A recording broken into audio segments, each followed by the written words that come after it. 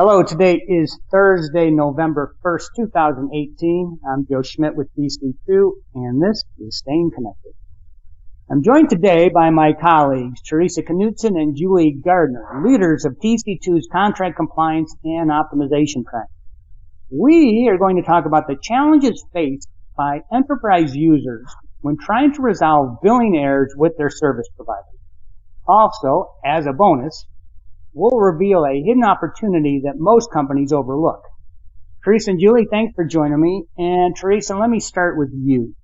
Can you discuss some of the challenges that enterprise users face when trying to resolve billing errors with their service providers? Sure, and thanks, Joe. I guess this is a topic that both Julie and I have been dealing with now for over 20 years. And historically, billing issues typically took no more than 3 to 4 months to resolve, and they were handled directly by your assigned account team, which was great because in those days, your account teams were often fully dedicated, if not partially dedicated to you, depending on your spend level. And the account team knew you, they knew your company, and most importantly, they knew your contract terms and conditions. Yeah, and so while historically that 3 to 4 months was what most of our clients saw, now we're seeing that time frame grow from anywhere from 6 months to up to 2 years, sometimes even longer, depending on the size and the nature of the issue that's in dispute. And more complex issues clearly take longer. But the time frame is lengthened due to the carriers requiring multiple approval levels before anything can be resolved, especially if you have issues that are of significant size. Yeah, I think it's actually kind of interesting because it's like running a gauntlet to get a dispute resolved. There's often challenges one after another, and you really never know what those challenges are going to be, and they often change. For example, Verizon has a review committee that specifically looks at credits that are between $100,000 and $250,000. They have a separate committee called the CRC, or Credit Review Committee, that reviews any credits that are above $250,000. And what's really funny is that the lower level credit review committee can basically punt an issue up to the higher level committee if they feel like it's warranted. So you never really know which specific committee is going to review and approve those. And once you get an issue through the credit review committee, then the same issue has to go through Verizon's finance department. So it's like this ever-changing gauntlet to go through in order to get something approved.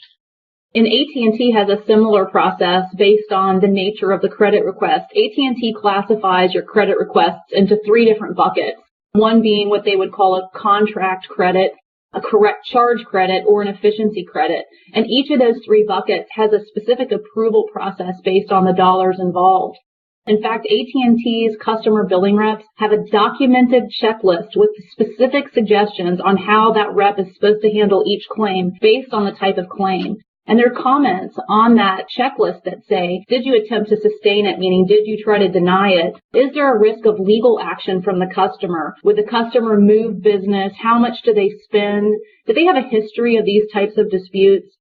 So it's not at all what you would call customer friendly. And clearly you've got competing objectives. You want to get money back and they don't want to provide those credits if they don't have to. But once you get your claim through customer care and it makes its way through this 4-page checklist, it's then subject to those additional approvals, similar to what Theresa outlined for Verizon, meaning the dollar values, as they increase, there's an additional layer of approval needed before AT&T will approve the credit and ultimately it will get processed back to you. So what else has changed about raising disputes? It sounds to me like a simple email to your accounting just doesn't work anymore. Yeah, that's exactly right, Joe. The process to raise a dispute really has changed fairly dramatically. In the past, you just email your account rep. You might have a conversation. You'd follow up with an email that would say, hey, my billing on this account, we think it's wrong for these reasons. Your account rep would then take that, run with it, work the dispute, and get you the credit back. These days, with the stripping down of the account team support structure, most of our clients have to raise their billing disputes via the carrier portals themselves. When you do that, you get assigned a random billing person who doesn't know your company's spend or your company's specific contract, and perhaps not even the details of your claim. If it's a more complex claim, sometimes they're a little bit harder to follow. And hopefully, once you've documented this dispute, you'll get a reference number for it. In the AT&T world, it's called an RDS, and in the Verizon world, it's called an INQ. But that reference number is key as it locks down the date that you raised the dispute. Why is documenting the date of the dispute being raised a key thing? Well, it's interesting because once you've gotten all parties to agree that your dispute is legitimate and the error is corrected, you then have to work with the carrier to calculate the resulting credit. So the time frame that you can go back on a credit depends on your specific contract. Worst case, you can go back 6 months from the date the dispute was raised. But if you have a highly negotiated custom contract, like the majority of our clients do, you often could go back 2 years from the date that the dispute was raised.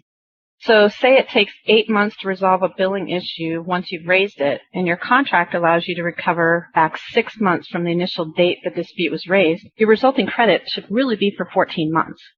Right. So the date, again, is critical. It's used as the basis for all of your credit calculations. And in those credit calculations, you want to get a copy of those. You want to review it, and you want to make sure that all of the applicable taxes and regulatory surcharges have been applied to the credit.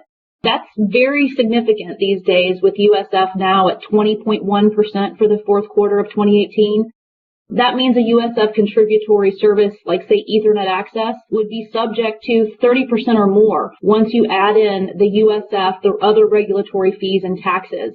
So when you get your credit calculation, you need to understand if the underlying service is USF contributory. And then if it is, making sure that you have the appropriate credits for those taxes and regulatory fees is really critical. I recently worked on a credit for Ethernet access, and the carrier applied the credit to a bill payer that included a lot of PTT access and MPLS ports. They applied the underlying account's tax rate for surcharges and regulatory fees and taxes to the credit, and it was about 6%. What we found is that the services in question, obviously all Ethernet access, should have been subject to more like a 33% pickup, and that resulted in an increase in the credit of about $80,000. So it is significant, and it's something that you want to make sure that you look for in all of your credit calculations.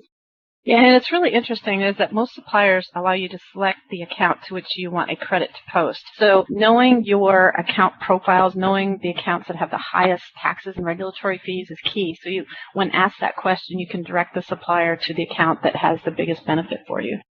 Right. And documentation, again, is key. Anytime you're raising a dispute, make sure you keep a record of all of your emails and your dates and supporting contractual language in a specific place, because you'll need to provide this again and again. Ideally, you're going to attach the underlying contract to your claim with the carrier, but really making sure that you keep a spreadsheet, you document that number, that RDS or INQ number for an AT&T or Verizon customer, the date you filed it, and then track the correspondence that you receive back and forth.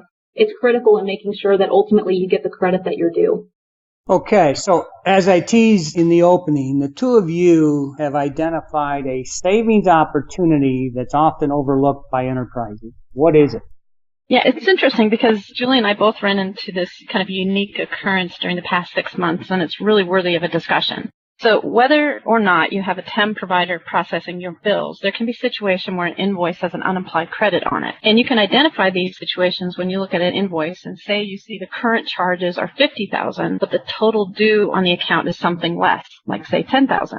So oftentimes the default accounts payable process is simply to pay current charges each month. And so this can lead to situations where companies aren't fully utilizing credits that are available and just sitting on accounts and posted and just waiting for you to take advantage of them.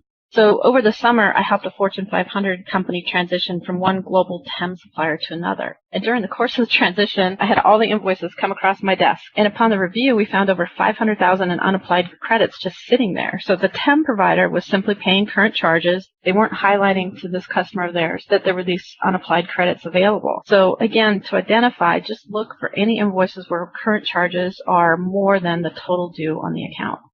Great point, Theresa. And really, you don't just need to look for this when you're doing a TEM transition. I was recently doing an RFP rate implementation audit, and part of that audit, I needed to pull invoices. As I was going through the invoices, I'm flipping through these statements of account, which can be 10, 15 pages long, and I noticed just a whole ton of credits that were out on the account.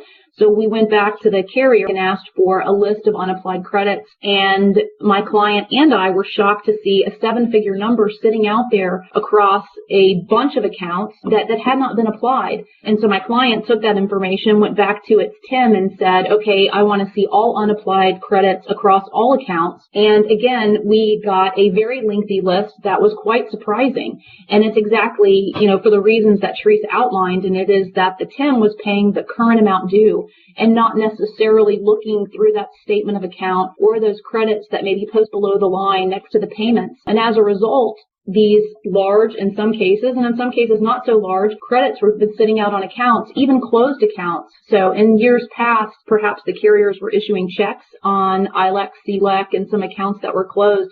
Now it appears as if the carriers are sitting on those credit balances, and you're not going to get them back unless you request for them to be applied to other accounts. So I also want to highlight that not only is it applicable to your inter-exchange accounts, but really making sure that you look at your ILEC and CLEC accounts, because local service accounts have seen some pretty significant declines in spend as most companies are migrating to SIP, and these are often overlooked, so you can end up with some pretty significant credits sitting out there on those ILEC and CLEC accounts that you may not be paying attention to. And again, you're not going to get those credits unless you ask for them from your carriers.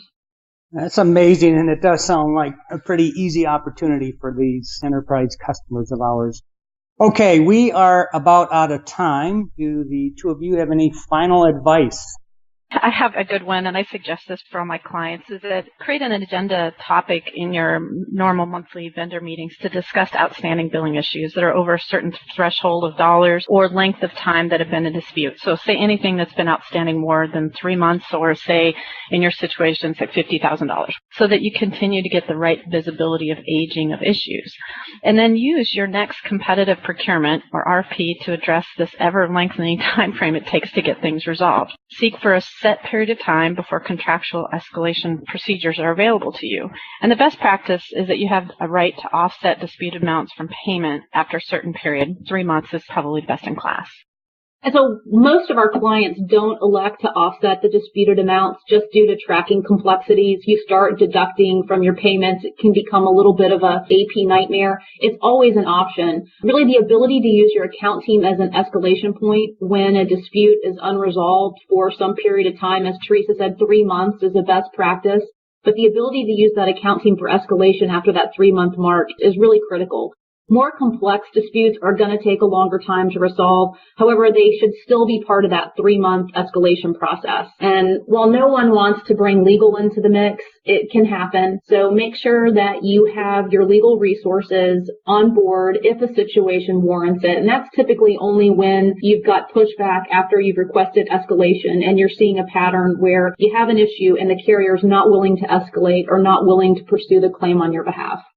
Yeah, and I agree with Julie. In dealing with these types of issues over the years, we typically have our clients pay the invoices and work to resolve the issue after the fact. So that works when you have an ongoing relationship with a supplier. But say you're exiting a relationship with a supplier and you have some disputed amounts, definitely use that short pay or offset amount, as it's really tough to get refund checks from anyone these days. And in my experience, I've only had a handful of billing issues that have required legal intervention over my 20 years, and I regularly have big issues in front of the credit review committees of both carriers. So there's a way to work the issues, but just know it'll take time and patience.